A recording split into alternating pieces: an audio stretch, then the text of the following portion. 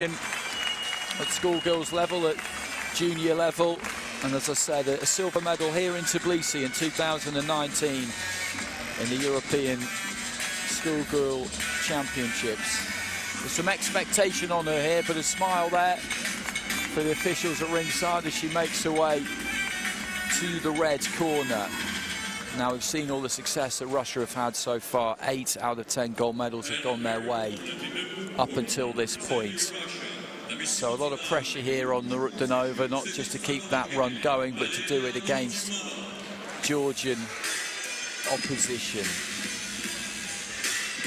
She's not boxed at the kind of level prior to this that BUKIA has. NURUTDINOVA is the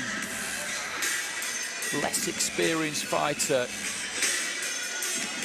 of the two we're seeing here, so maybe that could count for something. But this could be a tremendous day in the career of Tatia BUKIA if she can get this gold medal. As I say, a silver in front of a home crowd in Tbilisi, a gold would be something else. Yeah, and you spoke about the pressure on the Russian fighters after their success so far, but you can already see from the reaction, and well, hear from the reaction and see from the way even the local photographers are here and just focusing their attention on Tatia BUKIA. There is the pressure of being in your home nation and playing and fighting in front of a home crowd that will hang on her shoulders as well going into this fight. Almost evens it out slightly, because you still wouldn't want to be, as we've said time and time again so far this evening, this afternoon, that you wouldn't want to be the first Russian that ends the gold rush that they're on right now.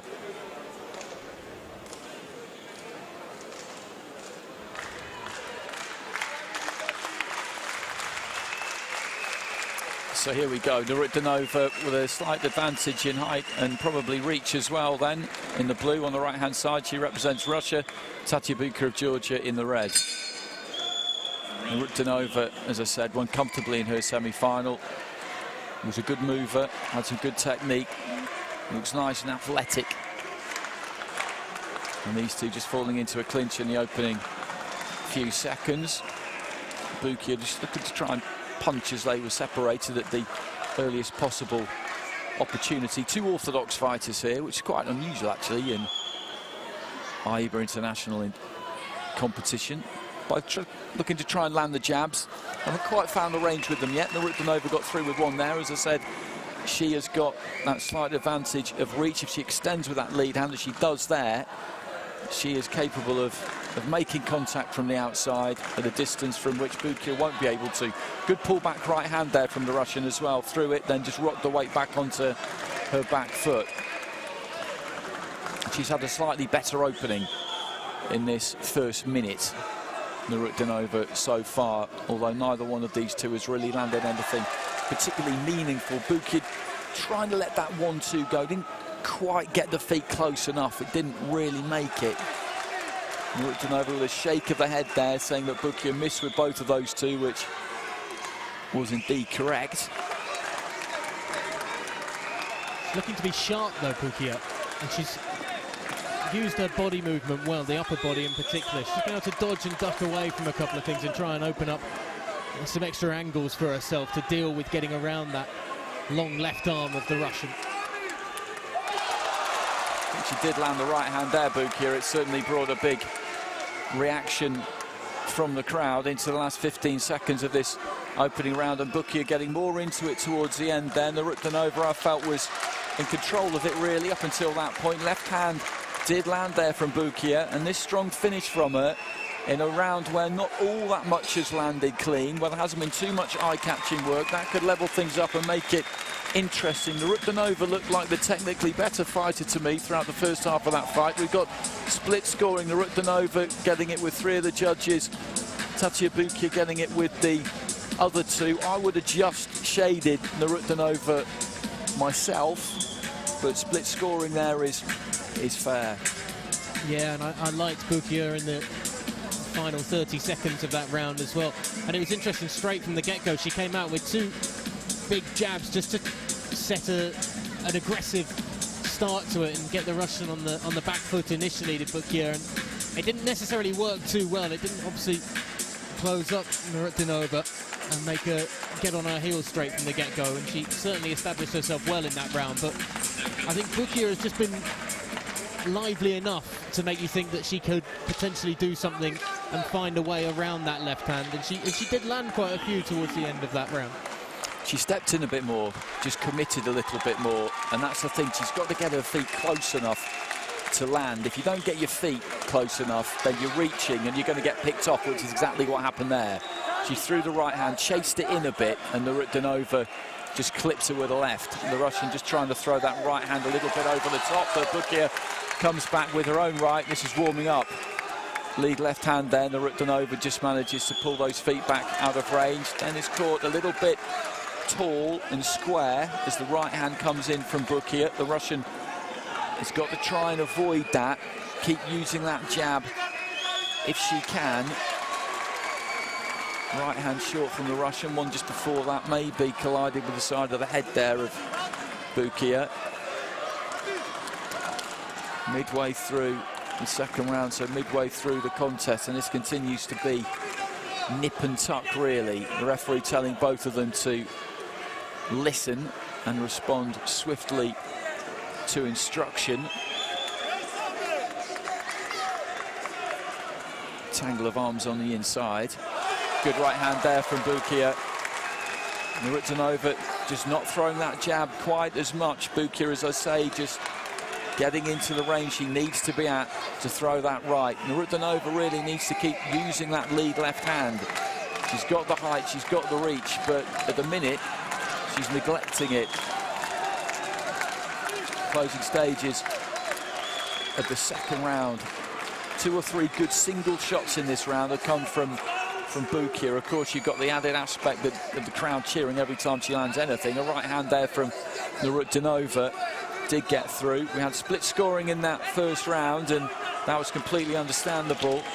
It wouldn't be all that surprising if we got the same thing again at the end of the second. NURUTDINOVA, I think, just didn't quite work hard enough in that second round, and maybe BUKIA will take this one. BUKIA, well, it's split again. BUKIA's got it 10-9 with 3 of the judges. NURUTDINOVA's got it 10-9 with the other 2. So we've got it absolutely in the balance here. NURUTDINOVA has got a 2-point lead with 2 of the judges. BUKIA's got a 2-point lead with the other 2. The Croatian judge, it is all on that judge now, because he's got it 19 points apiece through the first 2 rounds. Unless there are point deductions or a monster round for either one of these 2 in this final round that causes a 10-8, then those 4 cards, the 2 that they've got each, they're gone, basically. And it all comes down to who wins this final round, with our Croatian judge who's got it 19 apiece. So it could not be closer. And that's about right, isn't it, when you look at those first 2 rounds? Very, very even. Nothing really to split the 2. As you mentioned, BUKIA had that wonderful right with about 40 seconds to go in that second round, and a couple more that were similar. But again, NURUTDINOVA has been able to just use the jab when she wants. It's a lively start from the Georgian there, though, to start round 3. Nice left hand on the inside from NURUTDINOVA, who I felt just didn't work quite hard enough in round 2. She's going to have to up that in round 3, because BUKIA is going to come out here and really try and step to her. I think she'll feel, the Georgian, that she had success when she really committed, and that when she tried to put it on NURUTDINOVA, maybe NURUTDINOVA ever so slightly didn't really want to know. Right hand there from BUKIA, almost reaches. Let's go with the right there, NURUTDINOVA. Didn't quite commit to it though. BUKIA looking to come back with her right. Almost midway through this third and final round, and again, there's not too much in this. Couldn't have been more level going into the final round. BUKIA on the front foot more of the 2, and that can sometimes count with the judges when you've got a close one. She's looking to come forward, a bit clumsy there, but she was backing up NURUTDINOVA. She wasn't able to counter it. She looked for the right hand there. The Russian pulls her feet back though and evades the left of BUKIA fairly comfortably. Left hand comes in from NURUTDINOVA, who's staying composed here. She's staying compact. She's sticking to her plan, sticking to her boxing. She feels that she's doing enough here. Decent front foot pressure there from the Russian as well, just manoeuvring Bukia around, throws the left hand, catches her with a left, followed by a right, and this is good boxing from NURUTDINOVA. That is good boxing. As said, she's kept her composure, and that's a perfect example of it there. Right hand gets through from Bukia, who just looks to try and step to NURUTDINOVA. And again, this is close. I would go with the Russian in this final round. I think she's done the better boxing and landed the cleaner punches, but Bukia has come forward, but she's getting caught here.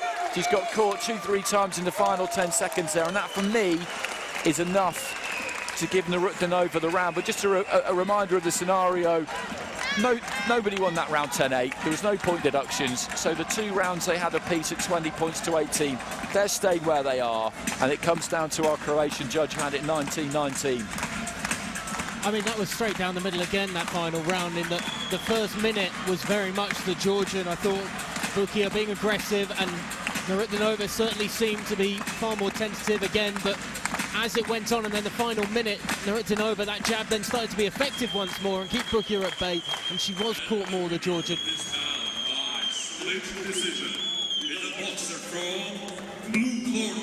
NURUTDINOVA gets it, so the Croatian judge there gave it 10-9 NURUTDINOVA, and 4 out of the 5 judges went for NURUTDINOVA in that final round, and I make that the right decision because she landed some good clean punches, and as I said, showed a lot of maturity. I thought in round 2 she maybe just got put under a little bit of pressure and lost her way slightly, and then in the 3rd round I expected a bit of response to that, possibly, but she stuck to the plan. She kept her composure. She made Bukia, who was chasing the fight or chasing the round a little bit, she made her fall short, and when she did, she picked her off and did most of her best work in the last 20 or 30 seconds of the fight. And that takes some doing, you know, when you're up against somebody who's boxing for the home nation. Every time they get anywhere near you, there's a big cheer from ringside. So that's impressive. That's a good performance. We've said it a couple of times this afternoon, and again, it's the composure and not letting the adrenaline rush affect you and take you out of the rhythm and the plan that you had, and the Russian certainly had that, and it paid off dividends right at the end as we move to the light heavyweight category of the women's bouts, and the 80-kilo category sees the Ukrainian against a Russian for the 4th and final time, and the Ukrainian